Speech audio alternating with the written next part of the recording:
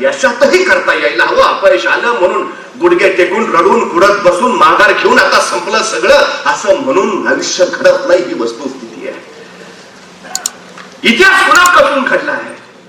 महात्मा ज्योतिबा फुले लग्नाच्या मित्राच्या वरातीतनं निघाले होते. कुणीतरी नाचा म्हणे पण बटा खाल सावली पडेल माटरवशील माग. त्या दिवशी त्या ज्योतिबांच्या मस्तकात तिडीक उठली. माझ्यासारख्या माणसाला जर ही वागणूक तर क्षुद्र शोषित दलित आणि वंचित लोकांच्या वाट्याला काय येत असेल. समतेचा जागर तेव्हापासून सुरू केला आणि मग त्यातनं ज्योतिबा महात्मा झाला. रेल्वेच्या डब्यातलं काळा माणूस म्हणून गांधींना बाहेर फेकून दिलं आणि मग वरना व्यवस्थेच्या विरोधात गांधीजीने आवाज उठवला आणि त्याची परिणिती हिंदुस्थानात इंग्रजांना बाहेर घालवण्यात काढली.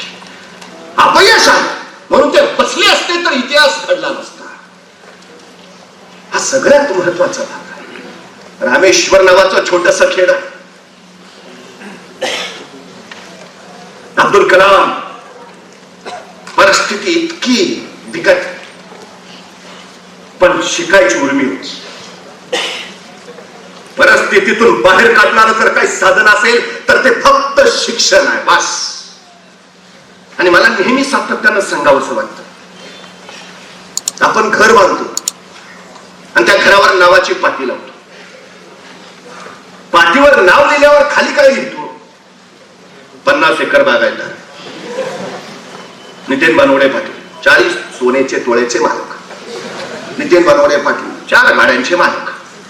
नावाच्या पाठीवर लिहिलंय असं काय खाली? नाव लिहितो वर आणि खाली काय लिहितो? MSc BEd. खाली काय लिहितो? IPS. खाली काय लिहितो? तहसीलदार. नावाच्या खाली काय लिहितो? प्रांताधिकारी. तुमच्या नावाला ओळख कशामुळे मिळते? तुमच्याकडे किती जमीन आहे याच्यावरनं नाही. तुमच्या नावाला ओळख कशामुळे मिळते? तुमच्याकडे किती सोनं आहे याच्यावरनं नाही. तुमच्या नावाला ओळख कशाला मिळते तर तुमचं शिक्षण किती आहे, तुमच्याकडे ज्ञान किती आहे, तुमच्याकडे पदवी कोणती आहे. ही पदवी तुमच्या नावाला ओळख मिळते. जोपर्यंत पदवीनं तुमची ओळख होत नाही तोपर्यंत तुमची ओळख तुमच्या वडिलांच्या नावानंच होत राहते. त्या तुमचं कर्तृत्व नाही. एपीजे अब्दुल कलामांना हे माहिती आहे. शिकलं पाहिजे कारण हेच एकमेव साधन आहे मला स्वतःची ओळख निर्माण करून देणार. रामेश्वर सारख्या दूरच्या खेड्यात शिक्षणासाठी हा माणूस पेपर वाटत राहिला घरोघरी. कामाची लाज नाही बाळगली. तिकडं 5 एकर आहे आपलं. अजिबात जगात कुठलंच काम छोटं मोठं नसतं. कुठलंच. अब्राहम लिंकन राष्ट्रपती झाला आणि त्याचा उपहास करावा म्हणून त्यावेळी त्याच्या सभागृहातला एक जण खासदार उभा राहिला आणि तो लिंकनला म्हणाला, लिंकनजी मी आपल्याला आठवण करू देऊ इच्छितो की आमचे बूट तुमच्या वडिलांनी शिवलेले आहेत. हा अहवाल होता अब्राहम लिंकनचा. जाणीव करून द्यायची होती की तुम्ही कोण आहात ते लक्षात घ्या. आज राष्ट्रपती झाला म्हणून थटत वागू नका. आमचे बूट तुमच्या वडिलांनी शिवलेत हे लक्षात घ्या. कमी दाखवण्याचा प्रकार होता. पण अब्राहम लिंकन जराही ढळले अथवा चढले नाहीत. ते त्या खासदारला म्हणाले, मला माहिती आहे आपल्या पायातले बूट माझ्या वडिलांनी बनवलेले आहेत पण मला त्यांचा अभिमान आहे. अभिमान काय? मी माझ्या वडिलांसारखंच व्हायचा प्रयत्न करतोय पण मला अजूनही ते साधत नाही.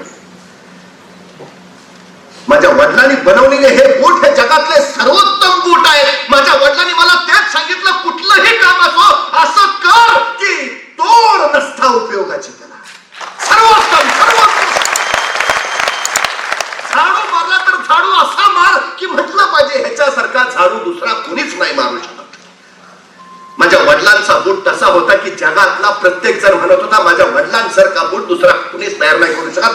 हे त्याच्या क्षेत्रातलं सर्वोत्तम जे काम आहे ते माझे वडील करायचंय. माझा प्रयत्न तोच आहे. राष्ट्रपती म्हणून मला माझ्या वडिलांसारखं सर्वोत्तम काम करायचं आहे. एका क्षणात पारडं फिरलं.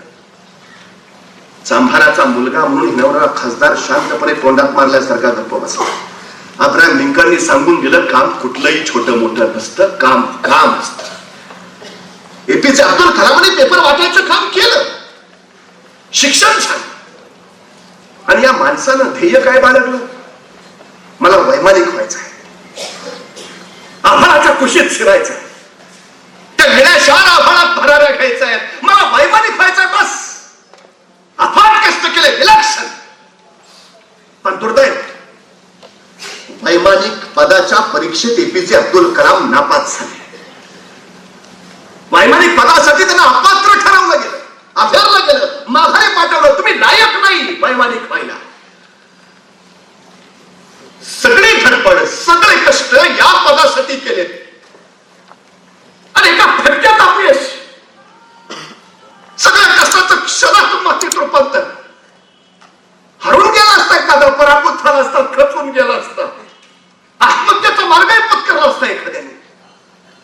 पण एपीजे अब्दुल कलाम लिहितात, मला विज्ञानाचा नियम माहिती होता. चेंडू जेवढ्या जोरात तुम्ही जमिनीवर आपटाल तेवढ्या दुप्पट जोरात तो उंच उसळतो. माणसालाही हाच नियम आहे. वैमानिक व्हायच्या परीक्षेत मी आपटी खाल्ली, पण त्या आपटीच्या दुप्पट वेगात मी वर उंच उसळलो. आकाशात नाही, आता अवकाशातच झेप घ्यायची, म्हणून मी सरळ अवकाशाचाच विचार करू लागलो. एरोडायनॅमिक्सला त्यांनी प्रवेश घेतला आणि एपीजे अब्दुल कलाम या देशाच्या अवकाश संशोधनासाठी काम करू लागले. एपीजे अब्दुल कलाम सांगतात, अडचणी तुम्हाला अडवण्यासाठी येतच नाहीत. कदाचित वैमानिक झालो असतो तर अवकाशाचा वेध आणि शोध मी घेतलाच नसता. ही संधी होती, बरं झालं मी वैमानिक नाही झालो. काही काही लोकांना वाटतं पीएसआयच्या परीक्षेला बसलो पण नाही झालो. तुम्हाला कलेक्टर व्हायचं असेल म्हणून पीएसआय नाही झाला. एपीजे अब्दुल कलाम तेच म्हटले, संकटात संधी देतात तुम्हाला. त्या माणसाला देशाच्या अवकाश क्षेत्रासाठी अफाट कार्य केलं. अमेरिकेनं अणुचाचण्या ज्यावेळी भारताने केले त्यावेळी युरेनियम द्यायचं नाकार, त्यावेळी हा माणूस पुढे झाला. नाही देत, नाही देत. रामेश्वरच्या किनारपट्टीवर थोरियम प्रचंड प्रमाणात मिळतं. एपीजे अब्दुल कलामांनी त्या थोरियम मधनं युरेनियम बाजूला काढलं आणि देशाचा अणुप्रकल्प पुढे चालवला. बरं झालं अमेरिकेनं नाही दिलं ते. आमच्या देशातल्या युरेनियमचा तरी शोध लागला. उपग्रह आकाशात सोडायचंय, युरोपियन राष्ट्र मदत करायला तयार नाही. एपीजे अब्दुल कलाम स्वतः संशोधनात घुसले. क्रायोजेनिक इंजिन लावून उपग्रह आभाळात ठरारली आणि देशातल्या बलाढ्य 5 राष्ट्राच्या पंक्तीमध्ये अवकाश क्षेत्रामध्ये अफाट संशोधन करणारं राष्ट्र म्हणून भारताची गणना झाली. काय परिस्थितीत ना आला होता. राष्ट्रपती झाले. पुढे राष्ट्रपती झाल्यावर राष्ट्रपती भवनात त्यांना फोन आला, म्हणजे कुठल्या सुमुहूर्तावर तुम्ही भवनात आगमन करणार आहात. एपीजे अब्दुल कलाम म्हणाले, येणारा प्रत्येक क्षण माझ्यासाठी सुमुहूर्तच आहे. वेळ वाईट कधीच नसते, आपण ठरवतो वेळ चांगली की वाईट. प्रत्येक क्षण माझ्यासाठी चांगलाच आहे. आणि ज्यांचा स्वतःच्या कर्तृत्वावर विश्वास असतो त्याच्या कक्षेत ग्रह तारे कधीच फिरकत नाहीत. ज्याचा स्वतःवर विश्वास नसतो त्याच्या पंचांगात ग्रह तारे फाल उलाढाली करत असतात. भीती भीती भीती, स्वतःवर अविश्वास, ही सगळी महत्वाची कारण आहे त्याच्या पाठीमागे. एपीजे अब्दुल कलाम हे एक सुंदर उदाहरण आहे.